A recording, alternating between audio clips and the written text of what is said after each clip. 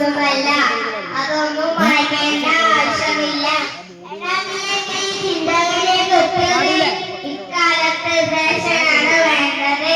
റേഷന്റെ പിന്നാലെ പോകുമ്പോൾ സലാം മടക്കൽ നമുക്ക് കുറച്ചിലാണ്. അപ്പോൾ ഇസ്ലാമിനെ കുറിച്ചൊന്നും അറിയില്ലേ നീ പറയുന്നത്? ആട്ടെ, നീ മദ്രസയിലൊന്നും പോയിട്ടില്ലേ? ഞാൻ പാപ്പാന്റെ കൂടെ മദ്രാസിൽ കൊണ്ടുപോയിട്ടുണ്ട്. എടാ, മദ്രസയിൽ പോയിട്ടില്ലേ? ചോദ്യം. ഞാൻ പോയിട്ടില്ല. കാരണം എന്റെ ഉപ്പ പറഞ്ഞു മദ്രസയിൽ പോയിട്ട് വലിയ കാര്യമൊന്നുമില്ല. ഇത് ശരിയല്ല.